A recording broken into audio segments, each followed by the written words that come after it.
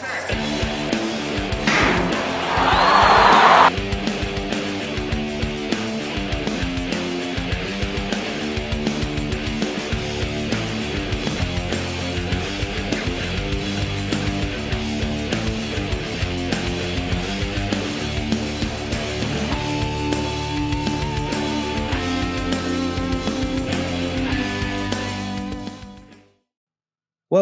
to Sports Saved My Life. My name is Clayton Freck, and I'm the CEO and founder of Angel City Sports. We know the power of sport to change and in some cases save lives. We hear these compelling stories every day, and we created this show to share them with the world. Enjoy the show, and remember to like, follow, share, and comment. All right, let's do it, Chuck. Let's do it. I'm ready. Ready to rock. All right. So welcome to Sports Save My Life. Today, I am thrilled to interview my friend, 30-year-old wheelchair rugby star, Chuck Aoki. Born and raised in Minneapolis, Chuck has hereditary, sensory, and autonomic neuropathy type 2. Woo! And he's used a wheelchair for much of his life. He's a very well-educated man, attending Metro State in Minneapolis, then the University of Minnesota for a master's in public policy. And now he's a PhD student in international relations at the University of Denver. Athletic accomplishments far and wide, but interestingly, he actually played wheelchair basketball for 11 years before formally switching to rugby in 2009. We'll hear more about that. He's a 3-time Paralympian going back to 2012 through the Tokyo Games. He's got 2 silvers and a bronze to his credit. He's smart, good looking, and passionate about growing the adaptive and Paralympic sports movement. And listen, what I love about Chuck is he always brings a positive mindset and just great energy to the room. Got to hang with him a bit in Tokyo. Hey, welcome to the show, Chuck. Hey, thank you so much for having me and such a kind and flattering, if not always accurate introduction. I appreciate it though all. It's really great to be here and to get to have a conversation with you. We do our best, man. We do our best. I like boosting the intros. All right. So to get us started, Chuck, tell me what comes to mind for you personally when you hear the title of our show, Sports Save My Life. You know, the title of your show, like you said, Sports Save My Life. I think some people might be like, oh, that's kind of dramatic. Like that's, great. But for me, and I think for a lot of adaptive athletes, it's very true, and saved can mean a lot of different things. I think it can save you from, whatever, being alone, feeling like you don't belong.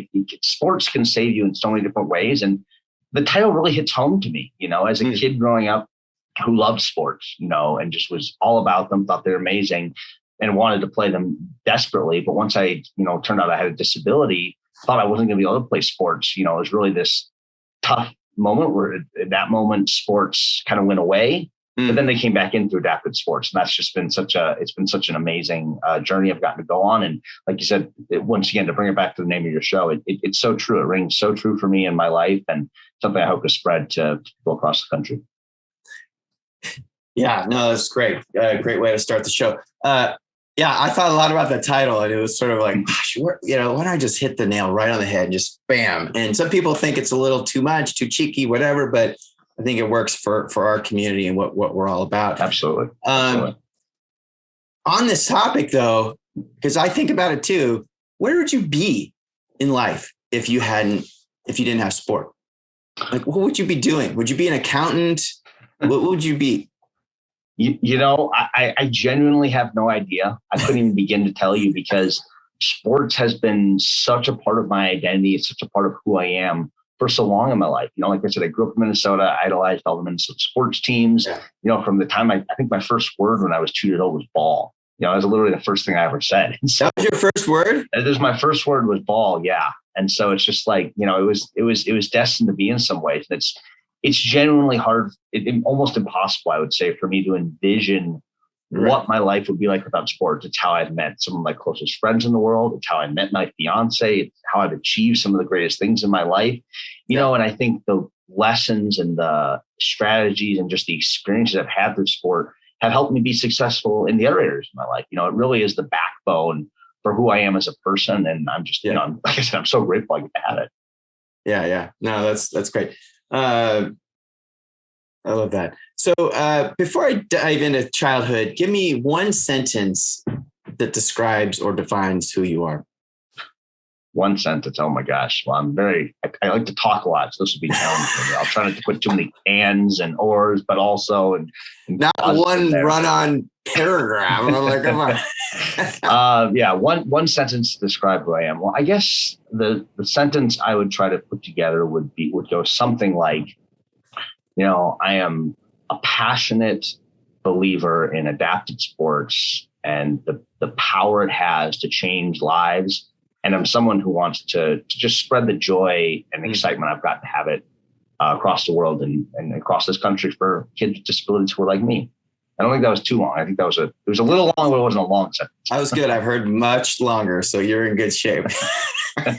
All right, so let's go into childhood. Talk to me about, where you grew up, how you grew up, what were your parents like, what was family structure like? Give me kind of insight into that. Yeah, for sure. So, mentioned in the intro, I grew up in Minneapolis, Minnesota. It's my home. I live in Denver now, but Minneapolis will always be home. It's a place I hold dear to my heart. It's just a beautiful, wonderful place to grow up as a kid. Like I've mentioned, sports were a big part of my life. My dad's a huge sports fan. So I grew up, we'd watch games together. I have fond memories of going to baseball games and all that together. He was my coach when I, first did like T-ball and just, really young sports. My mom always liked watching me play sports, but she was not much a fan of sports, but she's my number one fan. So she's always been incredibly supportive of my career in sports. And so, growing up, as I mentioned, I had this disability that we discovered when I was, they had inklings when I was 2 or so, or actually younger, because as a little kid, I was teething and I literally would like gnaw on my fingers. And my parents brought me to the pediatrician and said, well, this doesn't seem right. Like, he has teeth. Shouldn't it hurt? And the doctor says, oh, he'll outgrow it.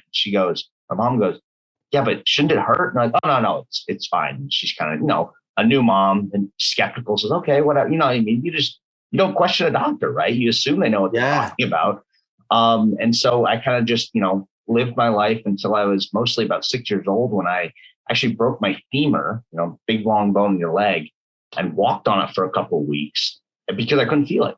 And that was when it became apparent that, okay, there's something more serious going on than just this kid who apparently is really tough fingers. And so that was how we discovered the disability I had. And that sort of led to, a lot of back and forth. We went to the Mayo Clinic a lot in Minnesota because the condition I have is actually quite rare. You said the whole name, hereditary sensory autonomic neuropathy type 2. We only know about 6 or 7 other people in the world who have it. So it's incredibly rare. Wait, hold on. You said there's 6 or 7 other people that you know of in the world? At this point, there's probably more out there, but it's incredibly rare. There's 5 different types of what I have. I have one of the really rare types because of how specific it is. I have no sensation in my arms and legs. But yeah, it was a really rare condition. It was certainly something that when we found out about it, my parents were sort of like, all right, like we're just gonna have to deal with this. It was certainly challenging. So you were 2 and there was some symptoms or clues, but it wasn't figured out until you're 6. Yeah. There was a few more clues. I think they, took me to a neurologist who said, okay, there's step, beyond the first doctor was like, oh, he's fine. The neurologist like, yeah, there's something going on here. We'll try to piece it together. And it wasn't, the smoking gun, of course, was when, like I said, I really seriously injured myself and apparently had no problems with it. I'll never forget. I was at a friend's house and my knee just started like bleeding because it's called a hematoma. And she called my friend's mom, called my mom and was, oh, is Chuck, I think I was Charles at the time. I can't remember. I changed to Chuck at one point, is just on my own volition as a little kid. But she called and said, oh, he's bleeding out of his knee. And they were like, okay, this isn't normal. Something's wrong here. So that's what started the path towards using the chair full time and not being able to play able-bodied sports, which I had done, on and off. As a little kid, it was really hard for me. Walking was really tired me out, but I loved baseball. And so I would do my best. I played soccer. I was really bad at soccer. There's a lot of running in that one. But yeah, I spent a lot of time kind of figuring that out. And like I said, it was about 10 when I finally had to start using the chair full time. But pre-diagnosis, you're playing all these normal kid sports, but do you remember being more tired? Do you remember these sports being harder for you? Oh, I really do. Actually, I remember soccer was just exhausting. It was like, and it wasn't just because you were a chubby, out of shape kid. It was because of disability. It was the disability. The way I learned to walk is I walk from my hips. And so every step I take is like basically pounding the ground so hard to feel it up there. And that's because you couldn't feel your lower limbs that well. Because I can't, exactly. I can't feel the lower part of my limbs. So the adaptation my body made, which is actually pretty wild if you think about it. A little kid, his body just figures out how to do this on its own. I was taking these steps that were so difficult, so tiring. I remember I used to walk at school and I would get exhausted going from class to class. And I remember looking at my friends and they're just sitting, hanging out. And I'm like, breathing hard. That was tough. Why am I sitting here breathing hard and everybody else seems like they're doing fine, and I also sweat a lot. I still, to this day, I sweat a lot. I'd be sitting in class, just pouring sweat and looking around and like, what does the sweat have to do with anything? What does that have to do with the disability? I was literally working that hard, and like in the wintertime in Minnesota, we're wearing sweatshirts and, long pants, and I'm just walking, from class to class. And it just, I don't know. I sweat preternaturally a lot. So that probably is more about what it is. Like I sweat waking up in the morning. So I'm just accepting that. It's such a crazy story. Okay. So you figure out how to walk, even though you can't really feel your lower limbs, but you probably don't quite understand that you can't feel your lower limbs at this point because you're so young. Did anybody ever comment on your gait? Because I'm like a hawk looking for people with an odd gait, right? Because that means they might have disability, they might have an injury, so I might be wrong. But like if you got a different gait, I'm all over you, right? Yeah. Like so, if I saw this kid, swinging his legs with his hips, like, I'd be like, okay, what's going on, right? Initially, not really. I don't know. I was sort of, I discovered adaptive sports relatively early in my life, but initially no one ever really noticed. I think it was just like, oh, Chuck walks that way. No one really thought much about it. You were pretty good then. You were like pretty good at adapting, and because it couldn't have been right. It couldn't have been so different that everyone's like, what's wrong? Right. Well, yeah. I think it was. And I think my parents did a really good job of kind of just helping me enter spaces with confidence, for lack of a way to put it. Like, it was, you're different. Yeah, you've got these challenges, but, we're still going to let you try to play baseball because, Are they saying that even before the diagnosis?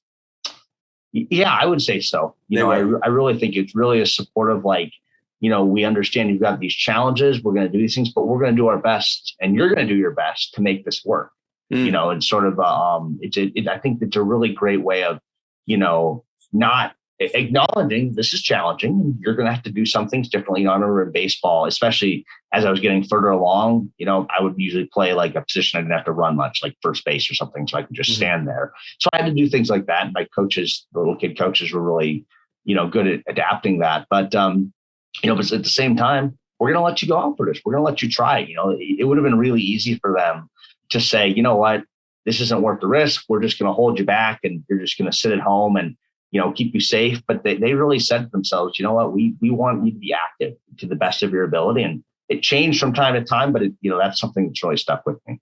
And it sounds like they must have also been, once you got the diagnosis, they were still very encouraging in getting you out and doing that. So that, because to limit you when they don't understand the diagnosis doesn't make it right. But like to start to limit you once they do know the diagnosis makes a lot of sense just as a parent. Oh, sure. Yeah, no, I think it would have made a ton of sense if they did, but both of them, and I give them all the credit in the world for this, sort of said, okay, now you're going to use a wheelchair full time. That was, once we had official diagnosis, the doctors were like, well, this is the only way to preserve some leg function you still have left. Otherwise, you'll have nothing left in a few years. So that once you'd use a chair, it was like, okay, you're not going to play baseball. You can't play soccer. You can't play all these things. However, that doesn't mean we're just going to sit at home and do nothing. We're going to find stuff out there. And I started doing swimming lessons at an adapted sports place in Minneapolis.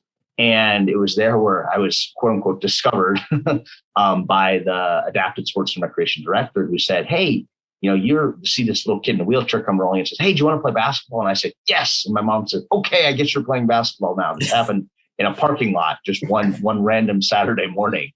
But yeah, that was really what it was. Is they said, you're gonna play. We're gonna find a way for you to be active, and you get to be sad. It's sad you don't get to play with the friends you've made. It's unfortunate. Yeah. However, you don't get to just do nothing. We have to still have you be, go to school, do well in school. And then, like you said, we're going to find other ways for you to be active. And, thankfully they did. Well, it's really interesting because when you look at the sort of the typical adaptive kid, there isn't a typical. Some of them can integrate into mainstream sports. Some of them can't integrate at all. And in your case, you kind of had one foot in mainstream for a while, doing a lot of that, but then you sort of started to shift. So it's like everyone's journey is so unique and different. Did you have siblings? Yeah, I have a younger brother who, he had about a 25% chance of having the condition I have. It's hereditary recessive. So I was basically the unlucky 25%, and he was the 75% that just, worked normally. So it's actually really funny. I was sports. I love sports, all the tournaments, and he got dragged along to everything I did growing up. And so I've always said he had two options. He could either have absolutely love sports or he could absolutely hate sports. And he doesn't hate sports, but there's very, very little interest in sports other than, he's another big supporter of me. But other than that, he's like, I'm good. I don't need to do sports. How much younger is he? He is 6 years younger than me. So okay. I was born in 91. That's a big difference.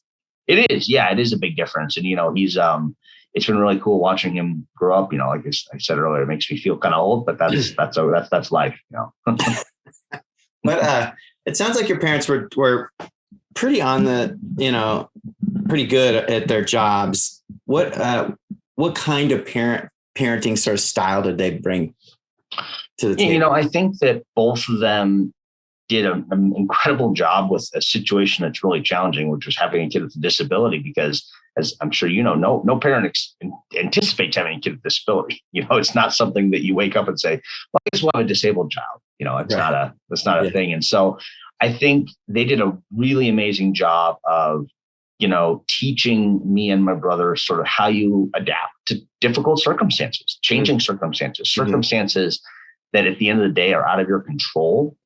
And I think that's the biggest sort of lesson that I really learned from them, is how you handle situations where you have really limited control, or you only have control over a little bit of time. And so I think they did a really nice job of being sort of that, authoritative, here's where we're going to do it. Here's how we're going to do it. But here's why we're going to do it, and really kind of having, good conversations with us as kids and making sure we understood why things were important. And, of course, kids are going to be kids sometimes, but by and large, I think that balance of really, here's the rules, but here's why the rules is something that I've always appreciated in my life, is, understanding that this is why we're doing things and we're going to do it, but I want you to, feel part of the process. And I think especially as a kid growing up with disabilities, so many things feel like they're out of your control. Okay, you're going to have surgery this week. Okay, you're going to go to the hospital this week.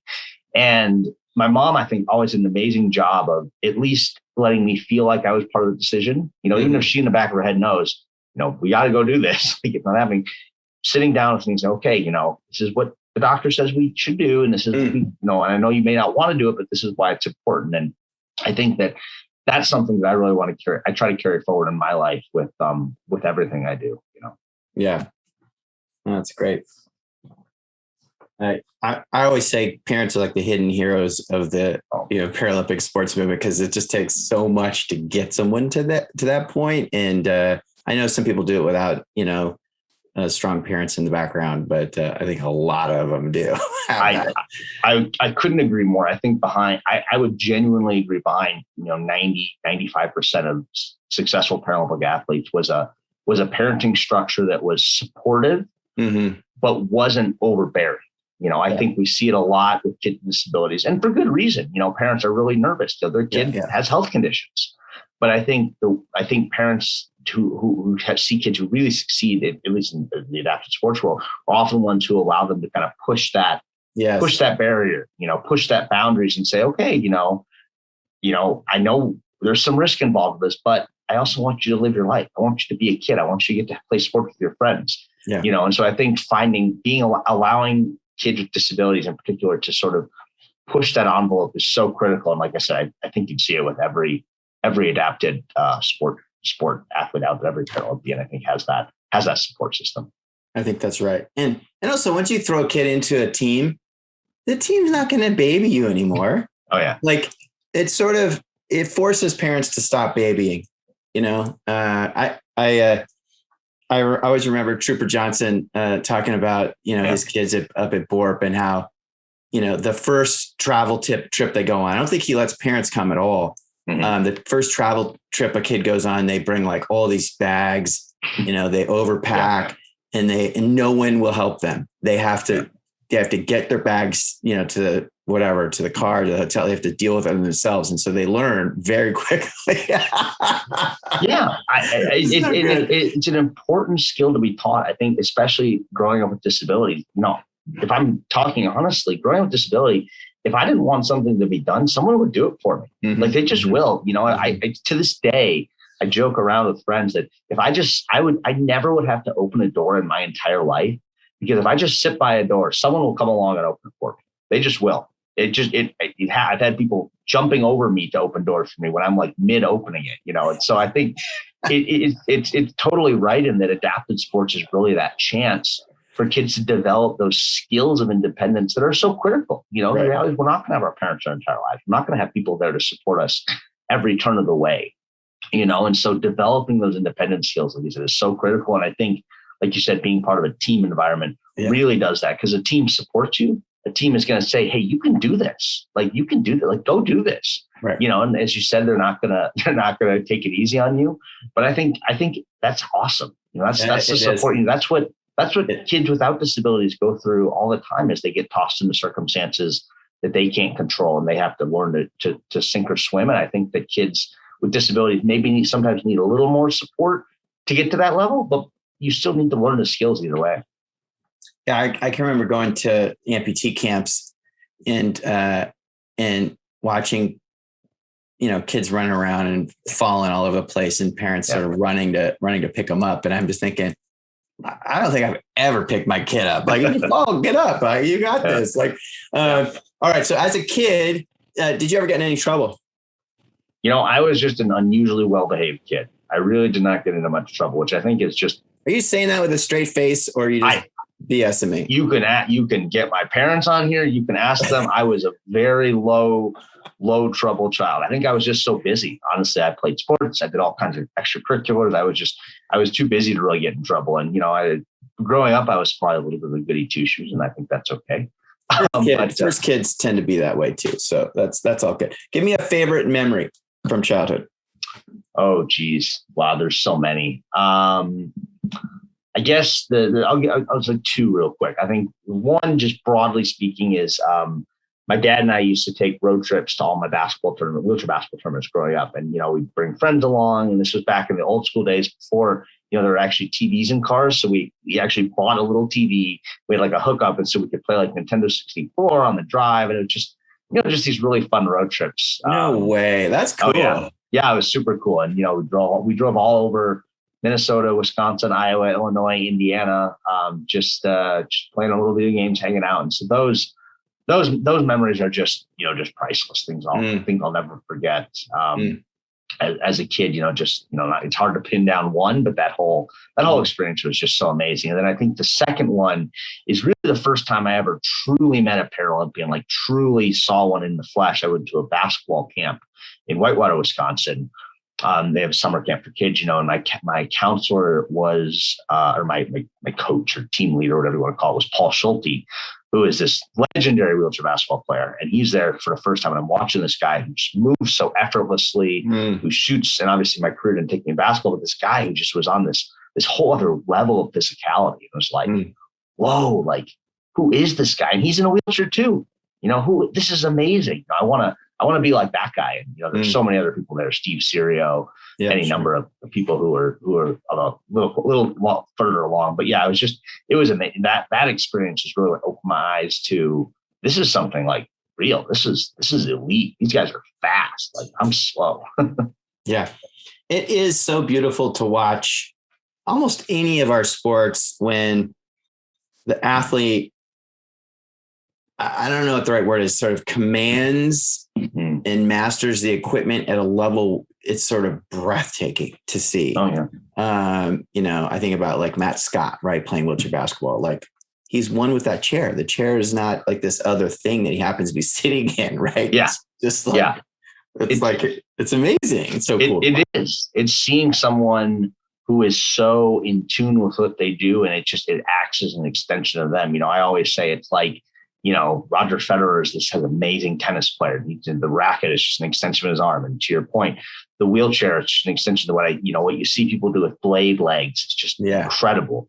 The way that visually impaired athletes play soccer with a blindfold on and are doing skills that, I'm not trying to dog your soccer skills, but I'm pretty sure you'd have a hard time even coming close to it too. So while seeing the ball, it's amazing. Like you said, seeing these athletes so in tune with their bodies, and they just know the tiniest little thing. It's a spectacular sight to behold. It is. It really is. All right. So you've got some clues along the way. You're fatiguing earlier than you might have otherwise. You're having to walk differently. You get the diagnosis at 11, 12 years old, right? Or no, 6, you said. 6? So the 6 was when we first had the injury. I didn't officially diagnosed around 10. So okay, gotcha. So diagnosis comes a little later. Were there any surgeries or sort of health problems that you faced as a kid? Because I think those can be very traumatic for kids. To go through surgeries, or did you have any kind of health challenges related or not related to the disability as a kid? Oh yeah, lots of them. Lots of them with the leg problems. Like I said, I broke my femur when I was 6 walking, and so I had to use wheelchair. Healed up from it. Went back to walking around, and I almost not immediately, but broke something in the other leg, or tore my meniscus, I think, and just back to the wheelchair, using it back and forth. Oh, wow. Tore my ACL. Yeah. And, it was a litany of injuries back and forth, just one thing after another, that were, essentially just the challenge of what I dealt with, not having the sensation, and being a kid and being kind of careless, and just like, whatever, I'm just going to do whatever I want to do. And so, that's essentially what led to using the wheelchair full time around 10 or 11. We got to preserve what you have left in your legs. But the flip side of that then became I started to have challenges with my hands. I have the equal issue with no sensation from my elbows down. Okay. And so that led to I'd get cuts on my fingers, I'd get infections. I've lost parts of my fingers as a result of that. And that's something I still deal with to this day, although I've been pretty healthy by and large for the last 7 or 8 years. But yeah, I dealt with a lot of injuries as a kid. And like you said, it is challenging. It's really tough. It feels like the world is out of your control. Mm-hmm. Mm-hmm. So, yeah, that's tough. I feel because kids get this sort of, right. They get sort of this victim mentality when they're in the hospital a lot, right? Because they don't want to be there. Yeah. And no one else is there, and it's lonely. I still remember watching it. When we did our big surgery for Ezra, my son, Boston Children's Hospital, in the ICU, and like the vast majority of kids were in there alone, because parents couldn't take off work or whatever, had other kids to, take care of. So that was sort of traumatic for me just to see, and, can imagine, just being in and out of hospital, and it's tough, not an easy. Yeah. Break. Let's take a quick break to learn more about the Equipment Loaner Program at Angel City Sports. Part of our mission at Angel City Sports is to eliminate all barriers to participation in adaptive sports. Providing free adaptive sports equipment is a major component to this objective. Each individual piece of equipment can cost more than $3,000. Can you imagine if running shoes cost that much? So we're building an inventory of adaptive sports equipment to support our clinics, competitions, partner programs, and to loan out to emerging local athletes. Currently, we have racing wheelchairs, throwing chairs, and sport wheelchairs, perfect for tennis and basketball. If you or an athlete you know need a piece of adaptive sports equipment, visit the Equipment Opportunities page at angelcitysports.org. If you are interested in donating equipment or supporting the Equipment Loaner Program, email us at info@angelcitysports.org. Talk to me about your journey related to self-confidence, especially like junior high and high school. Cause like when I see you now, you're rolling into the room and lighting the place up. And there's like a really high level of self-confidence that I see with you. But like, was it always that way? How was junior high and high school? I know those are tough years, and you're dealing with your disability through that whole period.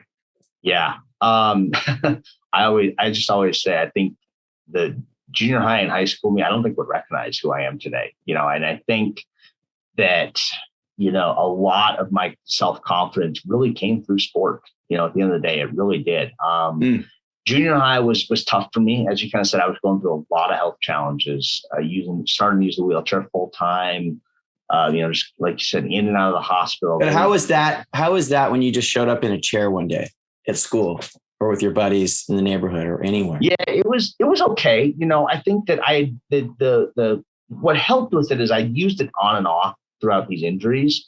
And so for my friends, kids, it was like, oh, you're just in the chair. And it's like, well, no, now I use this. And I was like, okay, sure. Like, I don't think they necessarily grasped what it meant that like, oh no, Chuck now uses a wheelchair all the time. Until, I was like, oh, are you coming over to this thing? It's like, well, no, I can't play that right now. I'm not gonna be able to play that anymore. And so, I was lucky. I had only a few friends, but I had a really good group of friends who were really just welcoming to me and to what I dealt with, and were just very like open. I have one friend who it was hilarious. He'd invite me to do things like, hey, do you want to come? You want to come to this like rock climbing thing? And my parents were calling. I was like, well, Chuck can't do it. He's like, oh, we can figure something out. I always appreciated that he always invited me to everything, even though it was like, well, I don't really think this is something I'm going to be able to do. But, I had really good friends who were supportive, but I didn't have a ton of self-confidence. I think the chair really knocked me back a little bit and started saying, okay, like this sucks. Why do I have to do this? Why am I the only one like this? I think I was the only kid who used a wheelchair I went to a school that was kindergarten to 8th grade. So I was the only kid who used a wheelchair in the entire school. And it was like, well, why do I have to do this? This doesn't seem fair. I don't want to be in this position. And I think a lot of 7th and 8th, those years were kind of like, man, it's just not fair. I just want to be like everybody else. I want to play sports like everyone else. And I can't, on top of the, just usual preteen angst that exists at that time in your life.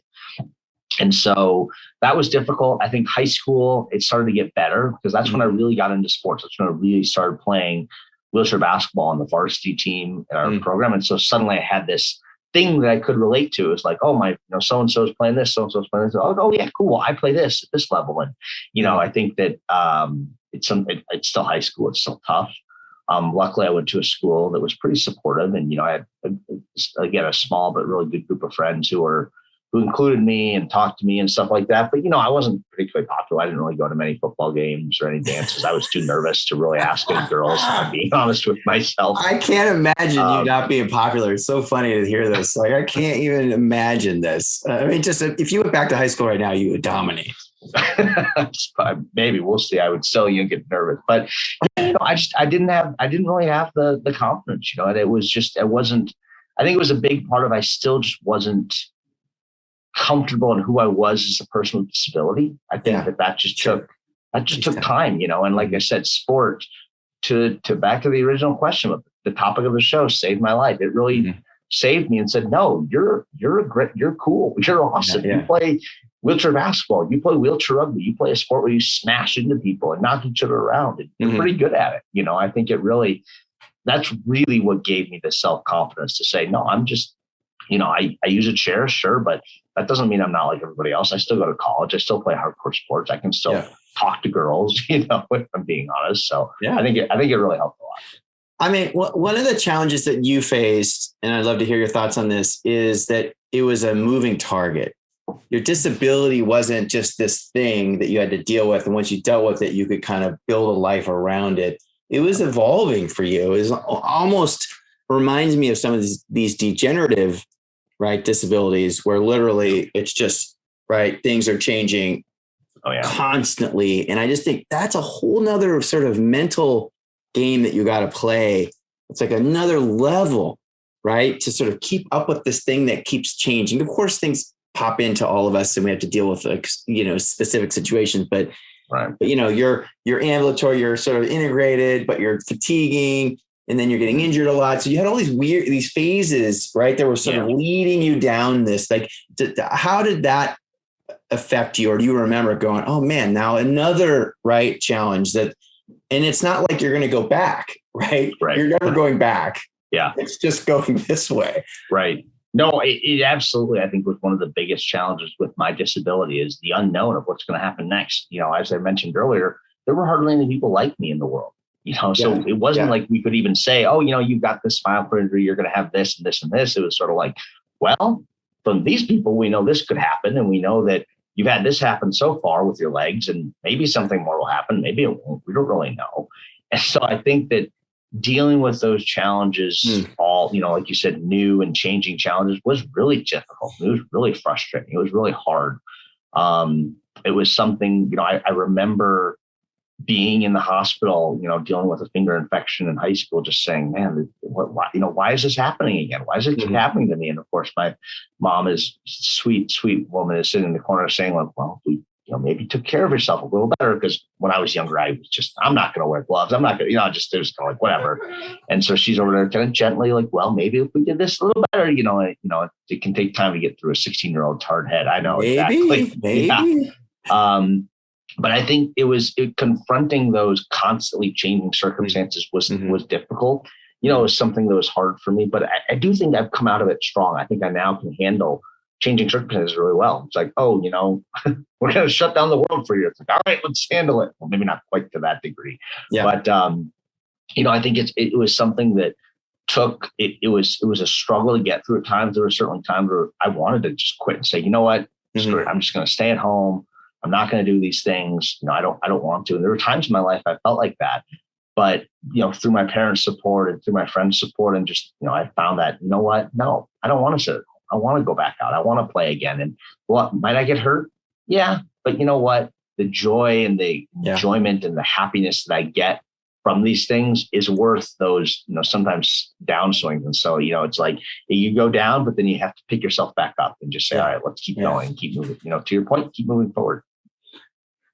So let's imagine you run into a little 6-year-old boy that's got your same diagnosis. What do you tell the family?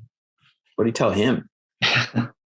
Him, I say, like, no, just, talk about it and, talk about sports and talk about, what the kid's interested in. I think for me, though, really, it is conversations with parents and saying, look, it's not going to be easy. There are going to be challenges. He's going to have health problems. He's going to go through X, Y, and Z that I went through. Here's how you can learn from it. Here's some of the tricks I found early in my life.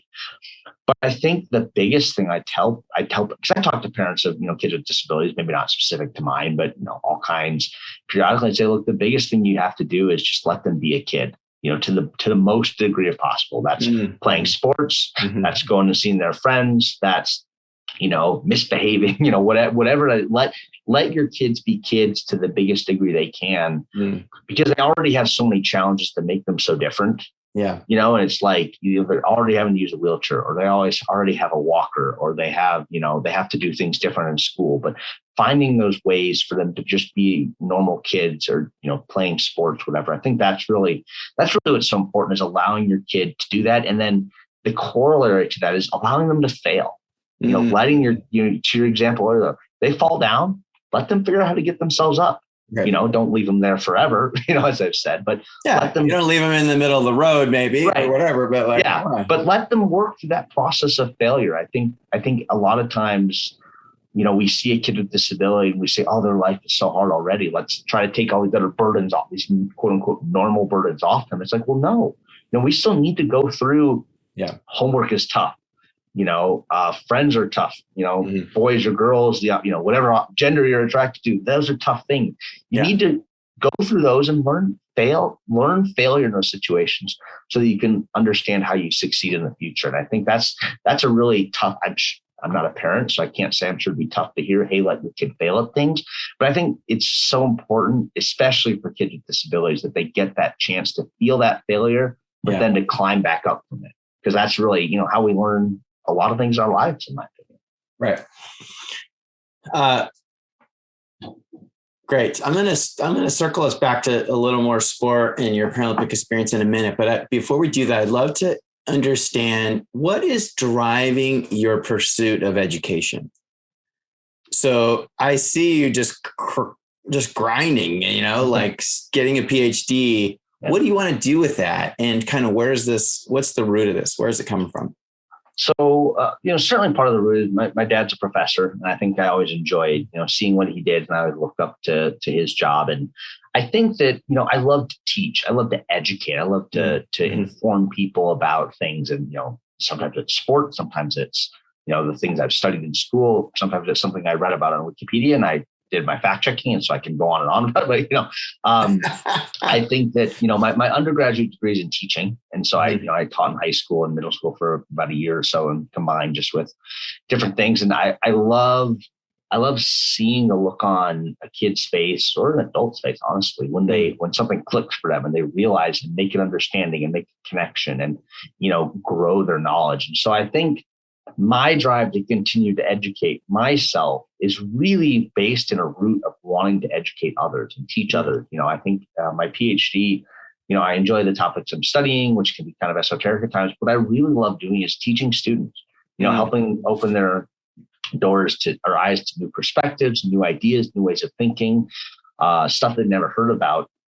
I think I really get a lot of joy out of teaching people about things. And certainly one of those things is adaptive sports. I love talking about adaptive sports. That's why I'll do pretty much anything. You can consider yourself a PhD in the world of adaptive sports if you need to. So I suppose that's fair. It could be a double PhD. Yeah, there you go. Exactly. What specific topic are you looking at for your dissertation to complete? So I'm really interested in looking at how technology and big data, like the big data to Google and Facebook and all that, how that's affecting democracy across the world. How is that affecting the way we approach, elections, democracy? And this really spreads across all political spectrums, across all perspectives. It's really understanding of how is these gigantic data sets, these people who have companies, I should say, that have so much information about us, how is that impacting the way we view democracy? What are the lenses we're getting filtered through? And how is that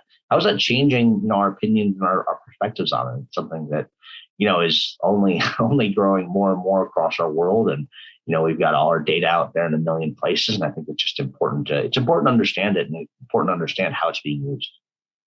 That is a really cool subject. And I hope you turn your dissertation into a book that we can all grab on Amazon or something at some point. That'd be awesome. First of all, what does your dad teach? He does political science. He mostly teaches, he teaches a lot of intro to American politics kind of courses, really just teaching people about the system we live in and how it works. And would you want to teach at the university level? Is that kind of your thought? Yeah. I think that I like teaching high school. I like teaching middle school. I like teaching at any level. Collegiate level is nice because all the students, since there's a little more skin in the game, since they're paying to be there, they tend to pay attention a little bit better, or at least they're a little quieter. But I think that I think I'd love to teach the university level. I think I'd be happy teaching anywhere. Like I said, I love to educate. I love to see kids understand, make connections, in just these really awesome ways. So, but yeah, university level would certainly be a great option. That's cool. My dad's a economics professor, so kind of raised in a similar manner. I think just valuing education in general, right? Absolutely. Okay, so let's dig into sport. And so you've given us a bunch of nuggets along the way. So we already have a little bit of picture of sport, but how exactly, sort of how, when, where did you find that first adaptive sports program? I think you mentioned it was the swim program you were in, and then it led to the basketball, which obviously led to rugby. But how did that first one come about? Yeah, so the very first one came about, we wind back the clock to the mid 90s. My parents really wanted me to take swimming lessons, because it's important for kids to learn to swim. But they knew I had, kind of a unique condition going on. It's like, okay, we can't just take him to, the pool and sort of say, all right, off you go, figure it out. So they found this place that was at the time called Courage Center, now called Courage Canadian Rehabilitation Institute, which is in a suburb of Minneapolis. And so they took me to swimming lessons. I started doing swimming lessons, and I'm actually terrible at swimming. I sink instantly, so I'm not a good swimmer at all. So no one in the Paralympic swimming world has to worry about me coming in anytime and taking away any spots. I'm terrible at it. But so that was how we first got started in swimming, which, was, like I said, it was fine. And how old are you? I believe I was about 6 or 7 when I started those swimming lessons. I did them for a few years. I can't really remember how long, but yeah, I did that. And it was through that, as I mentioned earlier, that the then director of sports and recreation, a woman named Sharon, literally saw me just sort of rolling across the parking lot in my wheelchair and says, "Hey, would you like to play wheelchair basketball?" And I said, "Yes, I want to play wheelchair basketball." And my mom sort of looks around and says, "Okay." And how old are you at that moment? Are you closer to like 10 then? So I think I was 7 or 8 actually. So you were little. I was pretty little. And that was when I first started, but it wasn't something I really did seriously. I sort of showed up on the weekend and, So at that time, Chuck, though, you weren't in a chair permanently, right? You were in a chair because of an injury or kind of rehabbing or something. Correct. Yeah. I was kind of on and off. So it was sort of like a thing that I think my parents were like, well, we'll start doing this for him, but he still got these other things and trying to just, figuring out where I fit into. But yeah, I was still kind of going back and forth at that point. So listen, what a blessed life that you found it so early. You found it before you really had a concrete diagnosis even. Oh yeah. Right. Like you found it before you ended up using a wheelchair to get around. You were kind of ahead of it. Yeah, I was. And you're totally right. I'm so lucky. I'm so thankful that, because when my parents first found that place, it was like, oh, this is just a place to do swimming lessons. And I didn't really think anything of it other than that it would lead to literally changing my life in so many amazing ways. And yeah, I'm so thankful that I found adaptive sports early, something that I, like you said, I've now spent the better part of my life doing and being involved in that world. And, I think you probably do the same. I meet people to this day who have never heard of adaptive sports. They have disabilities, and it's like they're in their 40s or 50s. We had a guy who played rugby for us in Minnesota. And when I was living there a few years ago, who's since passed, unfortunately, but he was in his 50s and he'd been using a power wheelchair since he was, I think, in his 20s. I had never heard of adaptive sports, never played any, but he showed up one day and said, "Hey, I'd like to try rugby out." I said, "Sure, why not?" And he, the guy was slow as molasses when he started, like literally could barely move his chair. But, after a couple of years, he became okay at it. He could move. He could play with us. He started a national championship game for us. And so he was, I always say I'm so lucky that I found sports as early as I did. But I also think that, the beauty of adaptive sports is never too late. You can find it at any point in your life. And I think that that's something that's so important to remember, is that it's great to get kids involved, but we also have to get adults from 18 to 80 involved, I love that you said that. And I'm going to share a quick thought, because along the way of creating Angel City Sports, I've gotten advice from people that we should just be about kids or just do veterans because they're easier to sell. Right. And my feeling is the vets tend to know about these sports. They might choose not to do them, but they tend to know, because the military is pretty good. Not all of them, but the military is pretty good about giving them some awareness level. Yeah.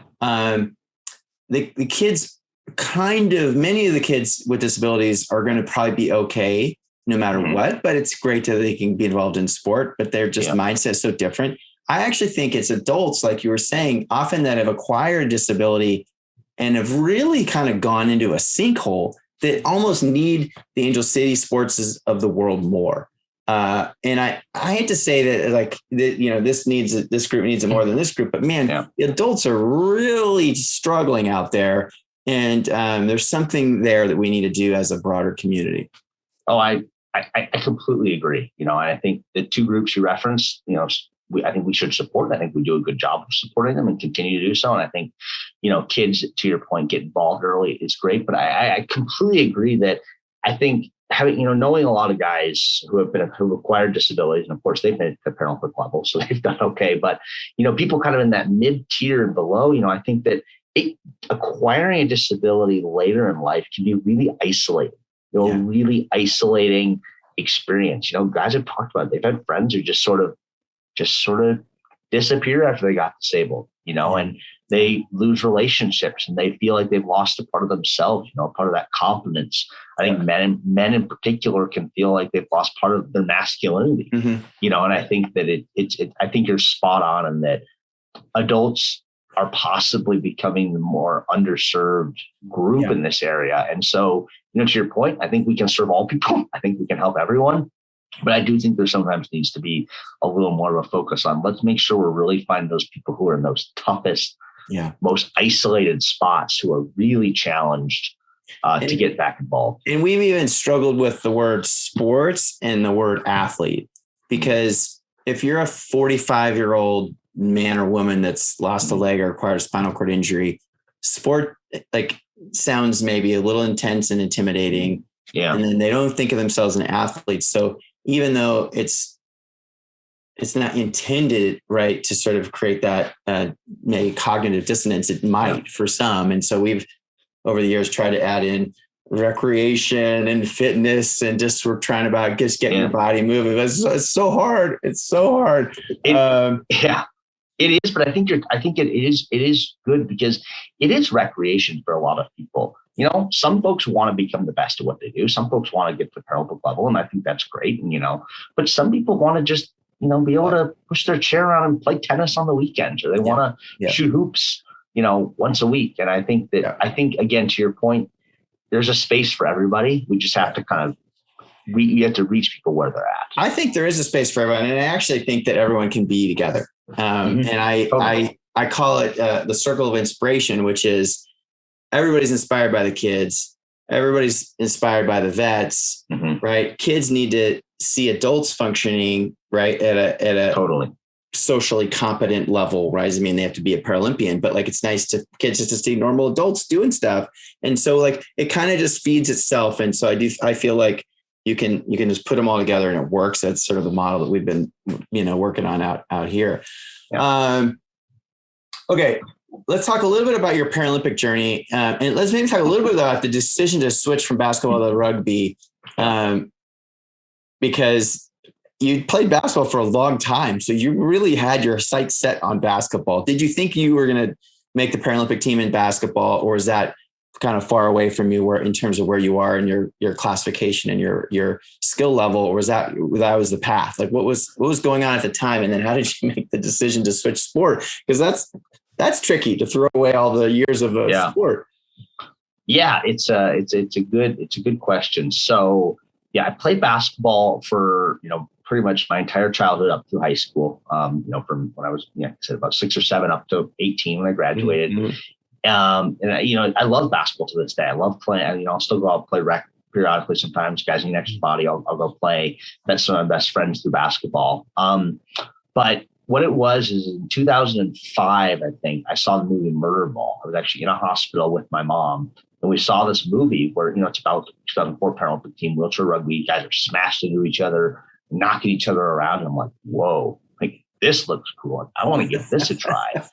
And the really sort of faded part about it in a lot of ways is I've been dealing with, as I mentioned, the challenge with my hands, losing parts of fingers, getting amputated. And, wheelchair rugby, you have to have a disability in at least 3 limbs to be eligible, or, more commonly 4 limbs. And so if I hadn't had the issues I'd had with my hands, I actually wouldn't have been eligible. I wouldn't have been able to play the sport.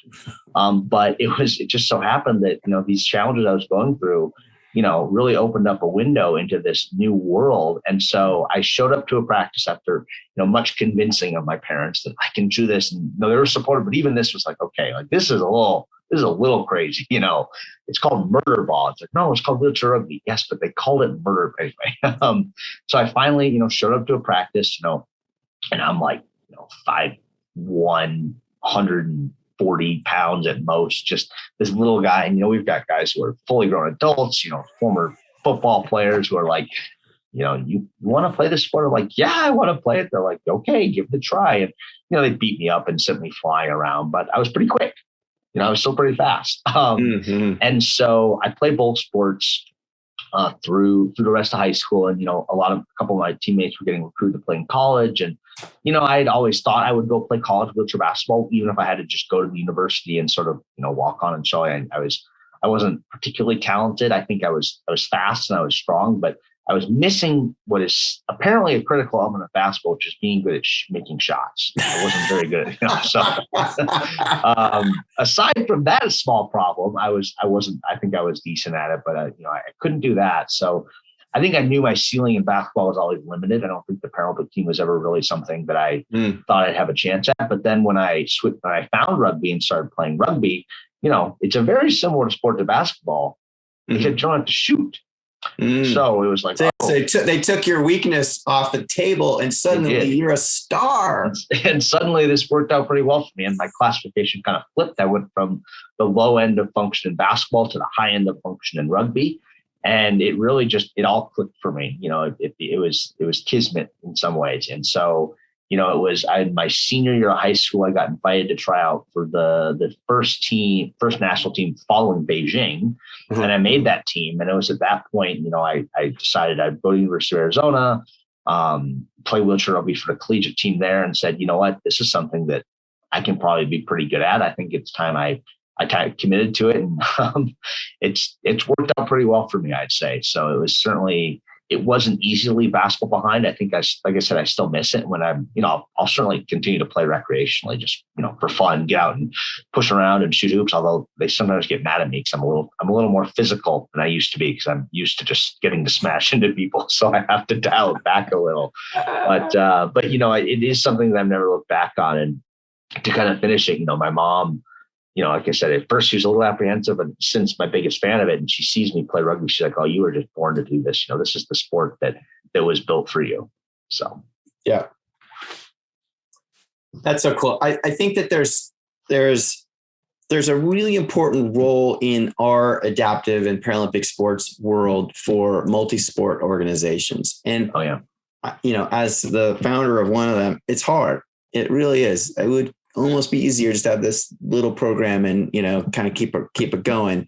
Right. It's hard to be dabbling in all these sports, but what your story is such a great validation of that multi-sport strategy, because you don't know what you're good at. You don't know, you have a local program and you start doing this one sport. And if it's a single sport program, you might not ever really get exposed to all these sports. And so I think there's a need for events like the Angel City Games presented by the Hartford, where you can literally just try a gazillion different sports, and just big multi-sport clinics where we're touching lots of different sports. And I know it's harder to develop athletes in a multi-sport system at some level, but it does give you these opportunities to find that sport that is that better fit for you. And it's really hard to know this going into it.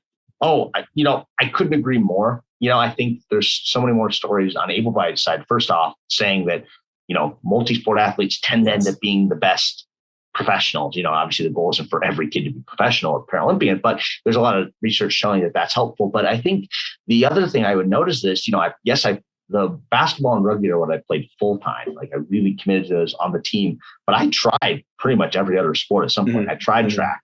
I threw field for a year. I tried sled hockey. I'm not bad at sled hockey. I'm bad at stopping. So I run into the walls, and it was just so painful.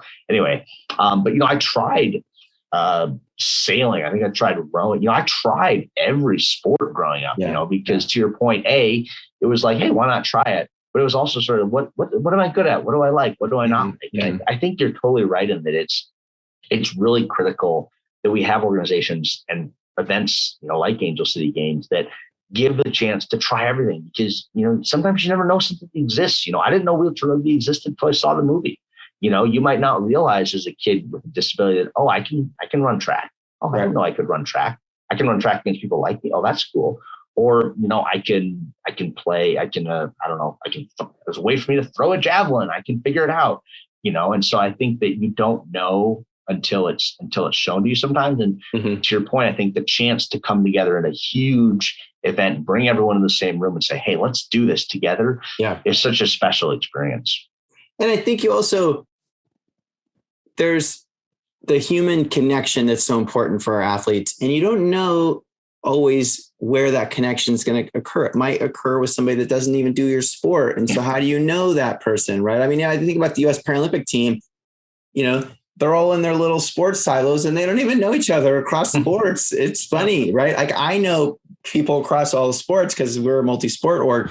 But a lot of the athletes just stuck with their little team. They didn't have friends across the other sports within the Paralympic team, which is super funny because it's still so small. But again, you can get so siloed. So I think there's a lot we can do to kind of keep breaking those silos down, because you don't know, maybe you're going to find a mentor and a coach in a sport that you never dreamed of that inspires you to be a great athlete in this other sport. You don't know. You have no idea.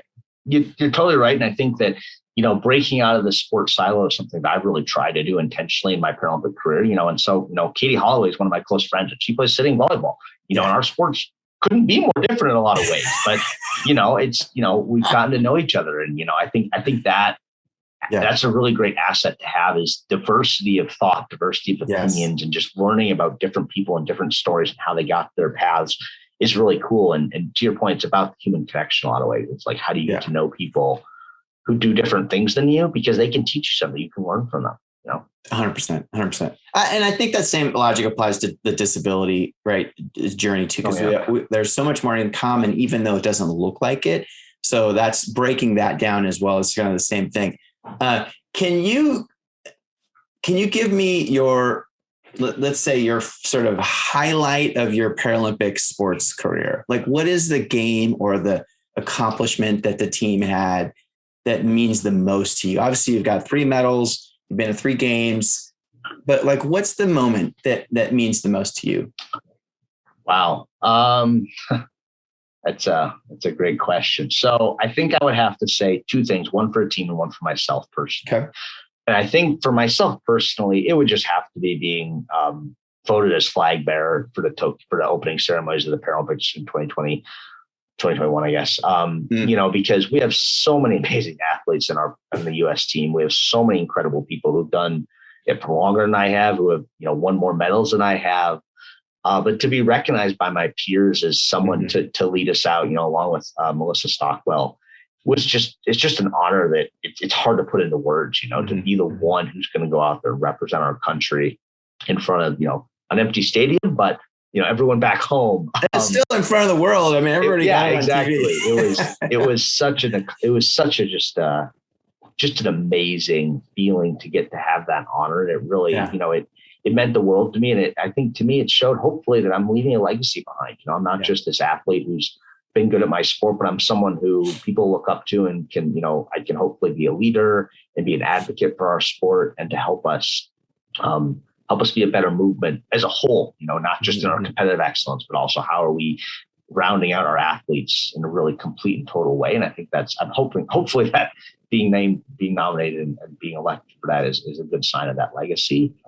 And then as a team, it's just, there's been so many wonderful moments across the board, but I would really actually have to say our silver medal in Tokyo is probably the moment I'm most proud of. We certainly were aiming for gold, and it was a little bit disappointing to fall short, but the amount of things that our team went through, and everybody went through a lot with COVID, of course, but we had guys who were battling injuries that would have been just debilitating, guys who were planning to retire in 2020 and suddenly were like, okay, you got to settle up for another year. Can you do this? And people who just toughed it out and went through it. And it was an incredibly difficult, year and a half, going through all that, battling with injuries, guys getting older, just life kind of hitting at you. And the fact that we were able to get back into the gold medal game, I think really spoke to our resiliency as a team and as an organization. And it just made me so proud to get to play with those guys. In the interviews right after, people were like, how are you feeling? And certainly I was disappointed in our result, but more than that, I was just proud of our team. I was proud of how we fought through so much difficult stuff, so many things that easily could have just said, no, let's screw it. I don't want to train. I want to lay down and just not care about anything. But we didn't do that. We fought back and we came up just a little bit short, but it just made me really proud to be a Paralympian and to be part of the wheelchair rugby team. And so because I watched your match and it was incredible. I mean, I was on the edge of my seat the whole game. I could not relax. I ran into your coach the next morning and I just sort of, I don't know him. I just sort of said, hey, I watched the match last night. It was incredible. What'd you think? And he was so amazing what he was saying. He said, listen, it was such, we didn't really know if we could make it that far, like that team, remind me who you played. Great Britain. Great Britain. It's so talented. He's like, those guys are amazing. He's like, for us to be in that game the way we were, and he was so proud of you guys. So to your point, like that's an amazing team that you played. Yeah. And he just was all love for the team and how you guys, and he didn't even allude to some of the behind the scenes stuff that you're saying. I'm sure that was part of his process, was like, he was almost sort of saying it was like a miraculous performance by the team, which was a really cool, because everybody wants to win gold, but man, it's all in perspective, right? Like this. It's just not that, from watching the TV, you have no clue, right? You don't understand all this stuff. Yeah, it is perspective. I think that's something that in my career I've really tried to have. I think early on it was like gold, gold, gold, gold, gold. That's all we can do. Gold, gold, gold. And we took bronze my first games. And it was like, rather than letting that just be this awful drag, disappointment, I hate everything. It was like, no, let's shift our focus, and let's really be proud of what we accomplish as a team and recognize that there are other teams that are, he's right. Great Britain was just this incredibly talented team. And, we play a different game and a slightly different style that sometimes is really challenging. We don't have quite the same level of functional players that they do. And so that we fought and we were in it right until the very end. It wasn't until the second half of the fourth quarter that the dam broke for us. But, we had guys who just fought hard and played smart and intelligent and just worked so hard. It just, I can't say it enough. I'm just so proud to get to represent our country and to represent our team. Yeah. Well, I have to say, I love being. I feel like I was in the lobby every time you guys were coming from practice. You can just come. Hopefully, next time you'll just be able to come watch us play. Right? You can see it. Seriously, man. I'll just carry your bags or something next year. Next time I'm not gonna get the same credentials, so I don't know how I'm gonna sneak into the lobby the way I did last year. Okay, before we finish sport, long-term career goals in rugby. How many more quads, as we call them, do you think you can pull off? Well, I'm in the process of sort of officially deciding if I'm going to sign up for the Para squad. I'd only be 33 by the time it comes around, which in our sport is on the younger side, actually. So we have guys who go into their late 30s, 40s. So I definitely want to do one more, I think, as long as I can kind of put the pieces together. So I'm still kind of figuring that out. But yeah, there's that. And then, LA is like, it's 7 years away, man. It's a long time. And I want to be there. I got to see. You'll be there one way or another. You'll be there. I hope so. I would love to be there in some capacity, whether it's, playing or the biggest super fan or doing something with media. I would absolutely love to be a part of, I hope to be a part of LA in some capacity, but if it's I don't know if it's in the cards to play, but certainly it's, I hope that it's going to be so exciting at the Paralympics in the United States, even if I have to just drive around the country in my car screaming at everybody to watch the Paralympics, I'll do that.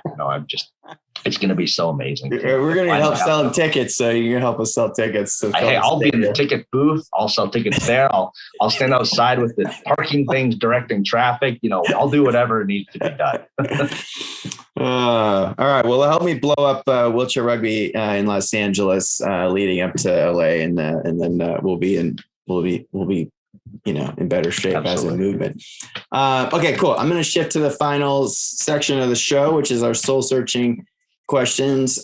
Quick, rapid fire. I'm going to blast through them. Cool. What's a fun or interesting fact that I do not know about you?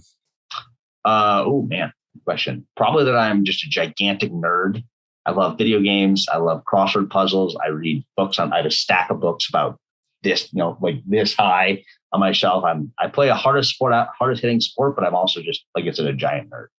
But being a nerd is cool now, so you don't even have to don't have to hide it anymore. That's right. I can talk about Call of Duty and Assassin's Creed all I want. No one can judge me. Okay, what has your disability taught you?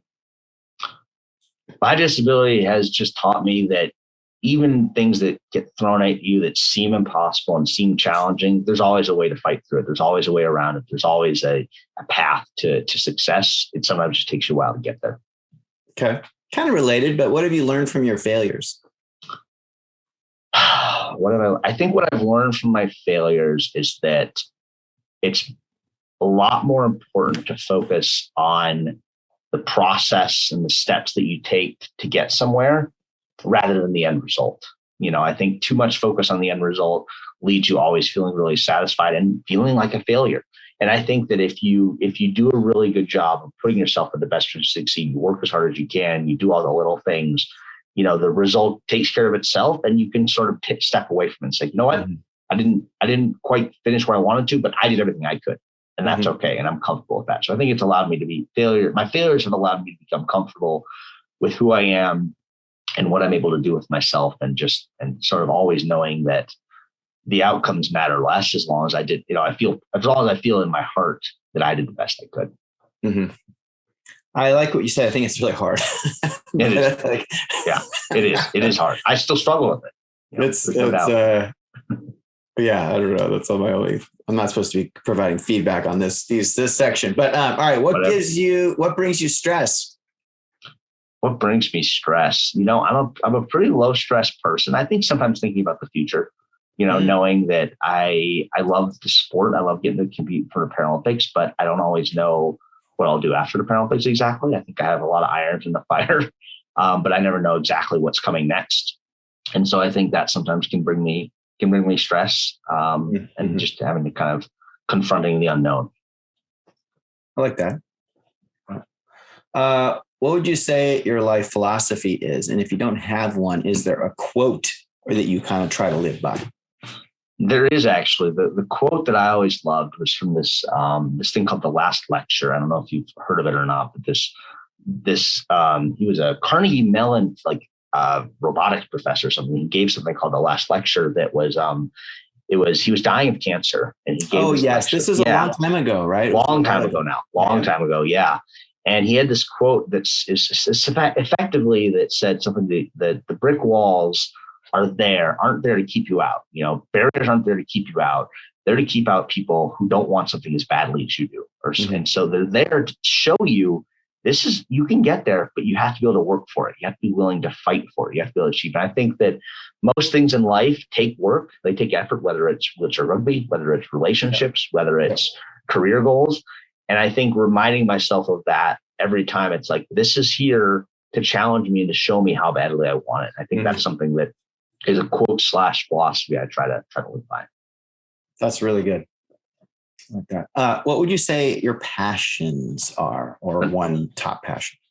Well, adapted sport, I think, as a whole, and educating people about it and getting people involved. My dream is someday that every kid with a disability, from the second they have their disability, they or their parents know, boom, we got sport. We can go do it.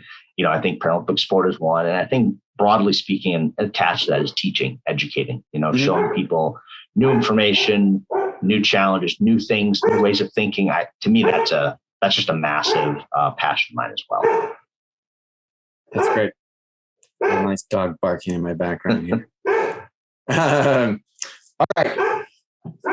Final quick section of the show. I give you the microphone. Oh, okay. Anything you haven't covered, anyone you haven't acknowledged, or anything you want to say that you thought of, you didn't say before, the stage is yours.